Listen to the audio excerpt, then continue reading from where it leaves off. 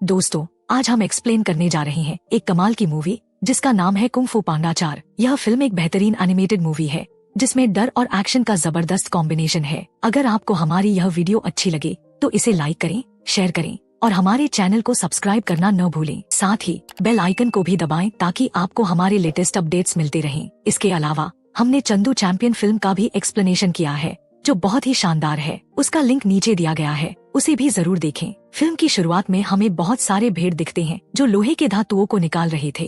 तभी अचानक से एक बाघ आता है जिसका नाम है ताई लांग। ताई लांग उन भेड़ से कहता है, जाओ और अपने योद्धा को बताओ कि ताई लांग वापस आ गया है और अब वह पहले से भी ज्यादा ताकतवर हो गया है। फिर सीन बदलता है और हमें ड्रैगन योद्धा पू का गांव दिखाया जाता है जो एक पांडा है। पू अपने गांव वालों से कहता है कि वही एक वजह है कि सब यहाँ शांति से रहते हैं। फिर मास्टर शिफू आता है जिसने पू को कुंग फू सिखाया था और उसे ड्रैगन योद्धा बनाया था। मास्टर शिफू उससे कहता है, पू अब तेरे ड्रैगन योद्धा वाले दिन खत्म होने वाले हैं। अब समय आ गया है कि तू किसी और को ड्रैगन योद्धा चुने इस शहर के लिए और खुद अपने अंदर की शक्तियों पर ध्यान दे। मतलब तुझे अपनी आध्यात्मिकता पर फोकस करना है।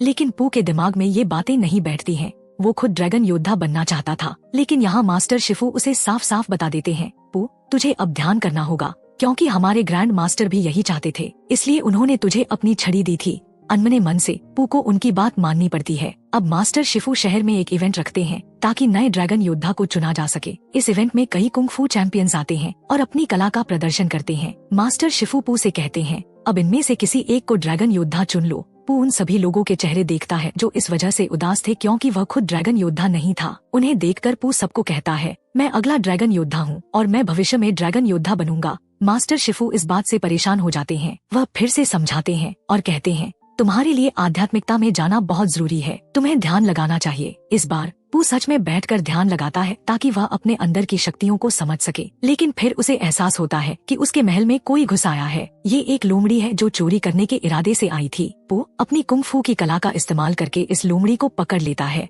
और क्योंकि वो चोरी करने आई थी इसलिए पू उसे जेल भिजवा देता है। जब लोमड़ी को जेल ले जाया जा रहा था तभी वहाँ एक भीड़ आ जाती है जो पू के पास ताई लांग का संदेश लेकर आई थी। वो बताते हैं कि ताई लांग वापस आ गया है और पू को उससे लड़ना होगा। ये सुनकर पू डर जाता है क्योंकि उसने खुद ताई लांग को मारा था। ये कैसे संभव है कि वो वापस आ गया। जब लोमड़ी वहाँ से जा रही थी तो वो पू से कहती है कि तुम्हें पैरों के निशान का पीछा करना चाहिए, शायद इससे तुम्हें कोई सुराग मिल जाए। अब लोमड़ी को जेल में डाल दिया गया, लेकिन पू के दिमाग में उसके बारे में ही बातें घूम रही थी। इसलिए पू उसी लोहे के खदान के पास जाता है जहाँ ताई लांग आया था। वो देखता है कि ताई लांग के पैरों के निशान अचानक छोटे हो गए हैं और ये बात उसे और भी उलझन में डाल देती है। इस रहस्य का पता लगाने के लिए वो अब जेल में लोमड़ी के पास जाता है। लोमड़ी पू से पूछती है कि पैरों के निशान इतने छोटे कैसे हो गए, तुम क्या जानते हो, तुम मुझे क्या बता सकते हो। लोमड़ी जवाब देती है कि जिसे तुम ताई लांग समझ रहे हो वो असल में ताई लांग नहीं है, वो एक गिरगिट है जो किसी भी रूप में बदल सकता है और अब उसकी योजना पूरी दुनिया को नष्ट करने और इस जगह पर राज करने की है।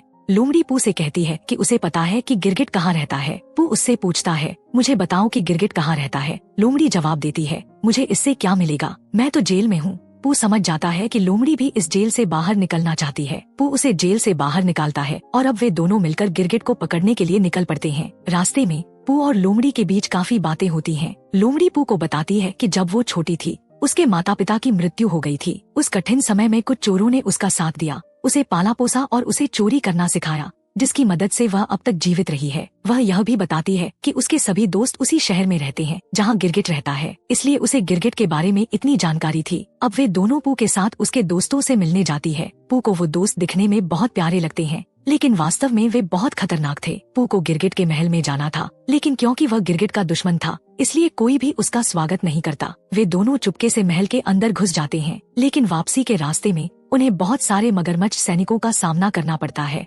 सारे मगरमच्छ जाग जाते हैं। मगरमच्छों के पकड़ने से पहले लोमड़ी और पू दोनों महल के अंदर भाग जाते हैं। महल के मुख्य क्षेत्र की ओर जाते समय पू और लोमड़ी को कई जालों का सामना करना पड़ता है। अब हम देखते हैं कि पू तेजी से आगे बढ़ रहा था जबकि लोमड़ी पीछे छूट जाती है। तभी अचानक एक बड़े लोहे की पिंजरा पू पर गिर जाता है। यह देखकर लोमड़ी घबरा जाती है। जब वह इस पिंजरे को पू से हटाने की कोशिश करती है, पू उसे अपनी जादुई छड़ी देता है जिससे वह इस पिंजरे को उठा सके। लेकिन जैसे ही लोमड़ी को वह छड़ी मिलती है उसका बर्ताव बदल जाता है, जैसे कि वह पू को जानती ही नहीं। उसी समय गिरगिट आती है और हंसने लगती है। वह कहती है, क्या तुमने सोचा था कि ये लोमड़ी तुम्हारी मदद करेगी? मैंने इसे बचपन से पाला है, वह मेरे लिए ये सब कर रही थी। गिरगिट पू को लोमड़ी की कहानी सुनाती है और कहती है कि जब वह छोटी थी मैंने उसे अकेला देखा था, लेकिन वह अकेली होने के साथ साथ बहुत चालाक और बहादुर थी, इसलिए मैंने उसे पाला और यही कारण है कि वह आज भी मेरे काम की है। जिस दिन वह मेरे किसी काम की नहीं रहेगी मैं उसे छोड़ दूंगी। लोमड़ी ने भी ये सारी बातें सुन ली। वह विश्वास नहीं कर पा रही थी कि जिसे वह इतना सम्मान देती थी और अपना गुरु मानती थी वही उसे सिर्फ इस्तेमाल कर रही थी। उसने गिरगिट का साथ देकर बहुत बुरा किया था। वह यह निर्णय लेती है कि अब वह गिरगिट का साथ कभी नहीं देगी। पू गिरगिट से पूछता है,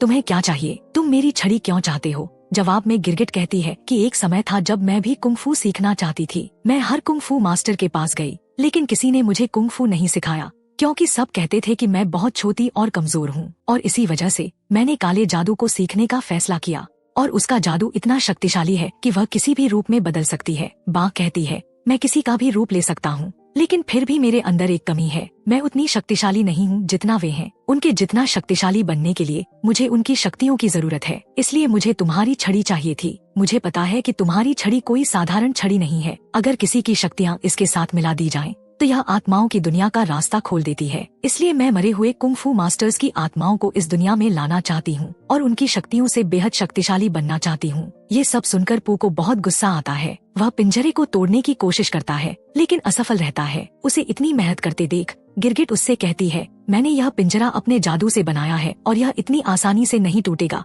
यह सुनकर पू को और भी गुस्सा आता है और पिंजरा तोड़ने के बजाय वह नीचे की जमीन को तोड़ देता है। गिरगिट के सैनिक पू पर हमला करते हैं, लेकिन पू अपनी कुंग-फू की कला से उन्हें हरा देता है और पिंजरे से बाहर निकल आता है। जैसे ही पू पिंजरे से बाहर आता है वह लोमड़ी को देखता है। लोमड़ी के हाथ में पू की छड़ी होती है। वह पू से कहती है, मुझे माफ कर दो, मुझे तुम्हें धोखा नहीं देना चाहिए था। तुम्हारी छड़ी गिरगिट के हाथ में नहीं जानी चाहिए थी। पू उससे छड़ी लेने के लिए आगे बढ़ता है, लेकिन तभी कोई कहता है, यह असली लोमड़ी नहीं है, इससे दूर रहो। लेकिन इस बीच पू ने छड़ी को छू लिया था। जैसे ही उसने छड़ी को छुआ, पू की शक्तियाँ और छड़ी की शक्तियाँ आपस में मिल गईं। यह वही शक्तियाँ थी जिन्हें गिरगिट ने अपने जादू से अवशोषित किया था। इन शक्तियों की मदद से गिरगिट आत्माओं की दुनिया का दरवाजा खोल सकती थी। इन शक्तियों को प्राप्त करने के बाद गिरगिट पू को उठा लेती है और उसे अपने महल से नीचे फेंक देती है। उसका महल एक ऊंची मीनार जैसा था। पू के गिरने और मरने से पहले कोई उसे बचा लेता है। ये थे पू के दो पिताजी, एक उसका पालक पिता और दूसरा जिसने उसे पाला था। पू अपने पिताजी से पूछता है कि उन्हें कैसे पता चला कि वह यहाँ है और वे यहाँ कैसे आए।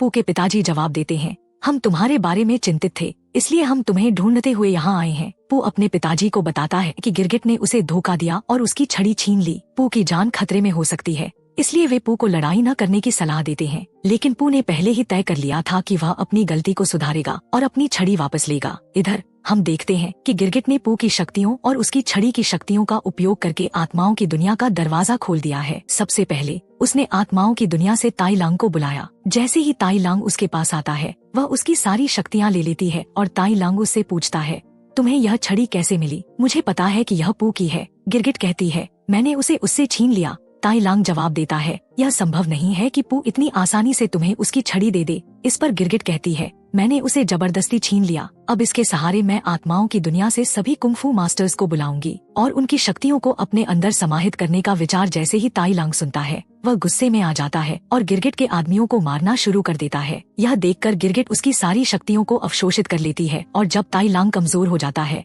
तो वह उसे एक पिंजरे में बंद कर देती है। ठीक ताई लांग की तरह अब गिरगिट आत्माओं की दुनिया से सभी मास्टर्स को बाहर निकालती है और उन्हें भी पिंजरे में बंद कर देती है। दूसरी तरफ हमें दिखाया जाता है कि पू गिरगिट से लड़ने के लिए आ रहा है। इसी दौरान लोमड़ी उसके सामने आती है, जो कहती है कि उसने अपनी गलती सुधार ली है और माफी मांगती है। पू उसकी बात सुनना नहीं चाहता क्योंकि उसे लोमड़ी पर भरोसा नहीं था। लोमड़ी कहती है कि उसे पता है कि गिरगिट बुरी है और वह पू के इस फैसले में उसका साथ देना चाहती है। फिर सीन में दिखाया जाता है कि पू अब गिरगिट के महल में पहुंच चुका था। वहाँ वह गिरगिट को बाथरूम में फेंक देता है और अचानक एक लोहे की वस्तु से उस पर हमला होता है। यह हमला लोमड़ी ने किया था और इस हमले से गिरगिट बहुत गुस्से में आ जाती है। गिरगिट अपनी सारी शक्तियों का उपयोग करके खुद को एक बड़े राक्षस में बदल लेती है, सभी मास्टर्स की शक्तियों को मिलाकर, जिन्हें उसने आत्माओं की दुनिया से बाहर निकाला था। लेकिन पू और लोमड़ी इससे नहीं डरते। अब गिरगिट खुद को एक बड़े पांडा में बदल लेता है। पू भी उससे लड़ रहा था, लेकिन लड़ते लड़ते उसकी शक्तियाँ कम हो जाती हैं और गिरगिट उसे एक पिंजरे में बंद कर देता है। लोमड़ी उसे बचाने की कोशिश करती है,